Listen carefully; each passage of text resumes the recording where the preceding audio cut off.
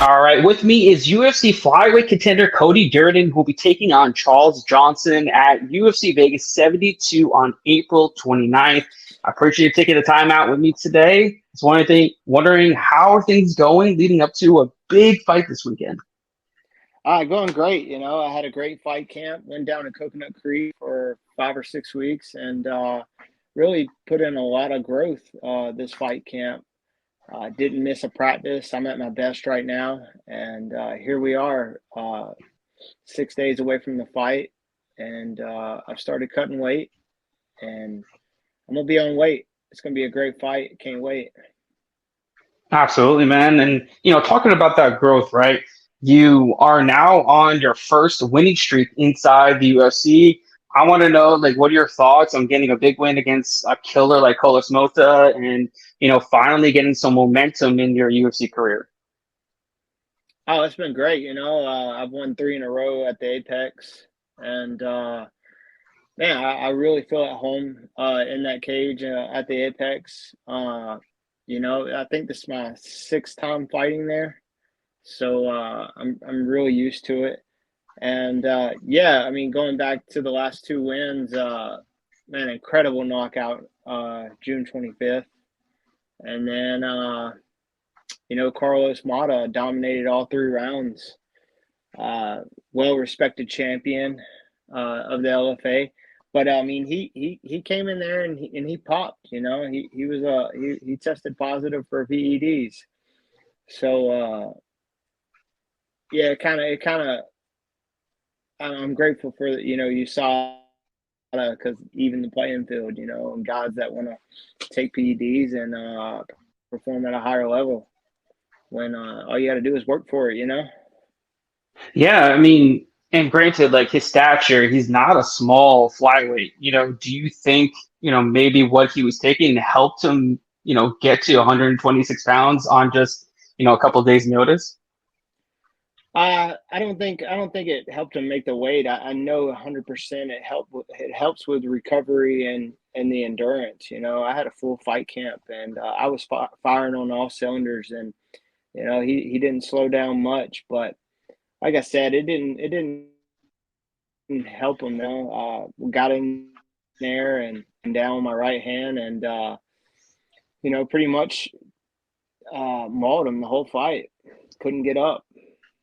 Yeah, it was honestly a perfect performance, and I know you have a ton of momentum coming into this matchup against a well-respected opponent in Charles Johnson, one that I feel like you've wanted, right? I mean, you guys have been drawing back and forth for quite a while now. Is this a fight that you knew was coming at some point down the line? Was this like the number one name that the UFC kind of threw at you after your last win? No, I mean, not really. At the end of the day, it's all fun. It's all talk, and that's the cool thing about this sport. We get in the cage and see who the better man is. And yeah, but I mean, I don't take it personal or anything like that. I know he's a good fighter. I know that he's going to bring it, and we're going to put on a hell of a performance and leave with a $50,000 bonus. I like that. I like that. I mean, you guys both, bring it your all. You know what he brings to the table, what kind of style he brings to the table. We also know that he starts a little slow, right? And we know you start fast. Like you're one of the guys that comes out guns blazing. We saw that in the JP Bays fight. You didn't let any room for error, and you didn't let JP Bays off the hook in that first round. And knowing the way that Johnson fights, are you going to come in and make him work from bell to bell and not give him any room to breathe in this matchup? That's exactly how I fight. If we go to the ground, we go to the ground. If it stays standing, it stays standing.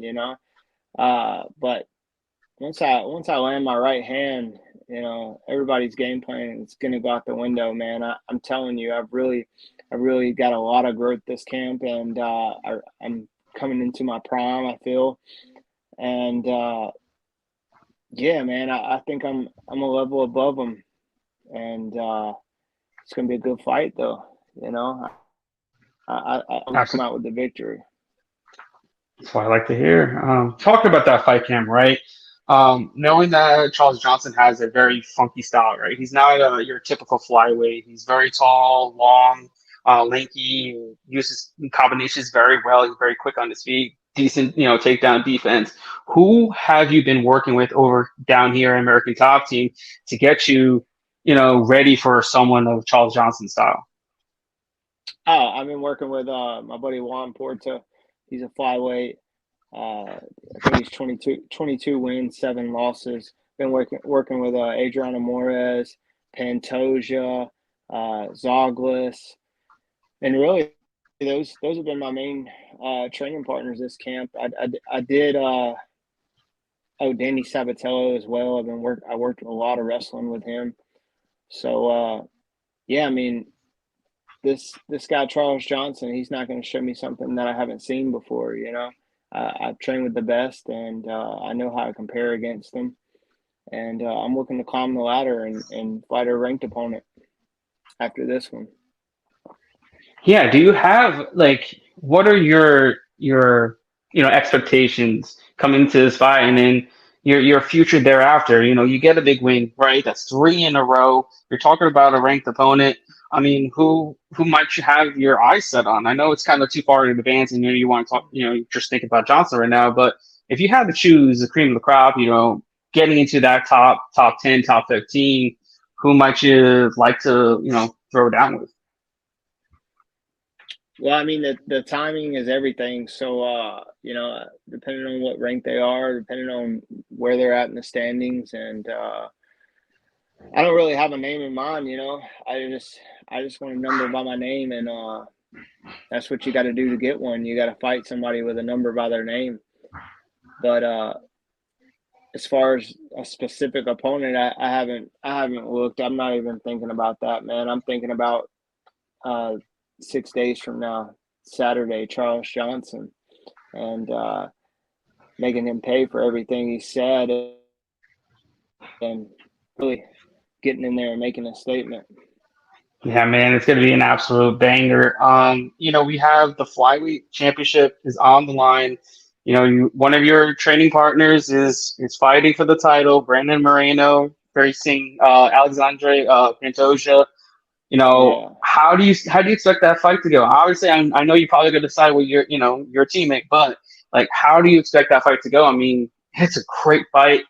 It's a fight that everybody wants to see. It's a fight that everybody wants Pantoja to have. He's had such great success, and everybody thought he was one that should have had a title shot for a while now. But with the quadruple fights of Moreno and Figueiredo, it was on hold. But as far as that matchup goes, how do you see it happening? And if Pantoja gets the win, how do you see it getting it done? Uh, if I had to predict, it would be Pantoja via submission.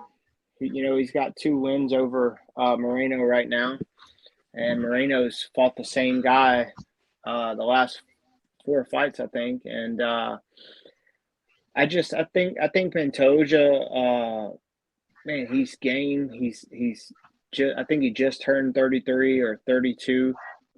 He's coming into his prime, and we did a lot of sparring rounds this camp, and I know what level he's at, and where to set the bar. But I think he's going to come out there and get a submission finish. That's it would be impressive. And like you said, it would be three times that he would beat Brandon Moreno.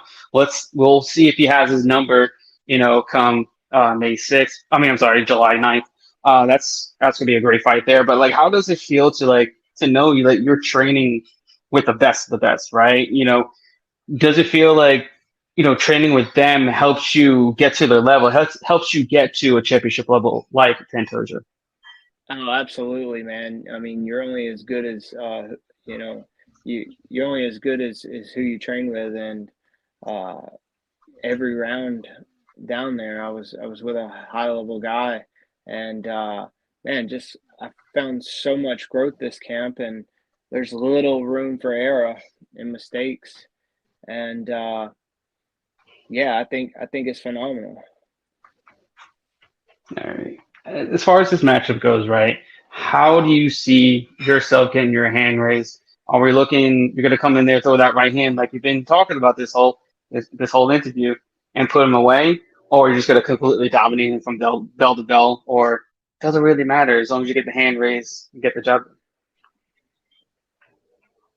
Yeah, I mean, we got some specific things that we've been working this whole fight camp, this whole past 2 months. I've been grinding. Um, as far as how the fight's going to play out, we'll have to see next Saturday. I'm looking to go in there and dominate from bell to bell, though. And I know he's going to get tired. I know I'm going to get tired, and then we're going to find out who's got the heart. Man, I mean, you two are the guys that have the most dog in them. Neither one of you give up. That's why I know this fight's gonna be an absolute barn burner.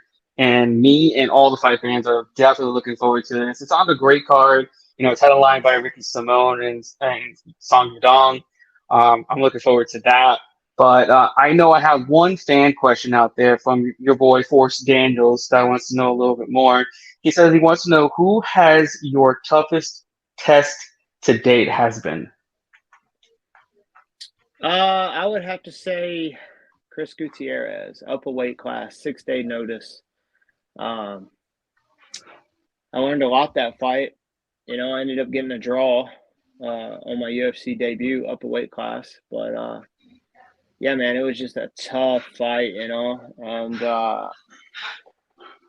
that's where I knew, where to set the pace, and I had to get better. And Chris Gutierrez, that fight, he helped me get better, a lot better. Yeah, I remember that vividly. Remember that 10-8 first round, and then the close 2 rounds after that, and and granted it was a draw, but look where he is now. That's not a bad draw to have, against a guy that's been on an absolute tear since you guys fought. Yeah, absolutely. And I'm a much smarter, better fight IQ fighter now than I was, and I think if I would have had a little better fighter IQ, that would have been a totally different fight in the second and third round.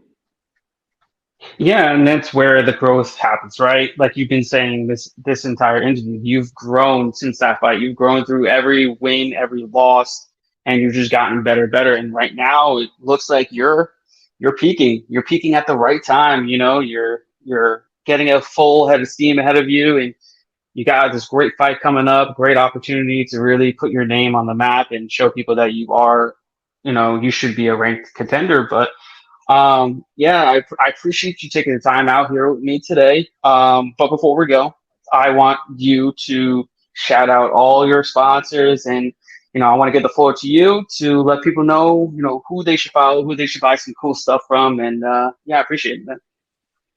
Yeah, shout out to Athletic Apparel. Shout out to Barber Orthopedics, my boy Jason Ferguson, Dan Vab, Wade King, and everybody that supports me. Let's go tune in next Saturday, April 29th, for a barn burner. I'm talking about a hell of a fight. Can't wait. And just know I got that dog in me, and I'm the underdog. So better cash your bets.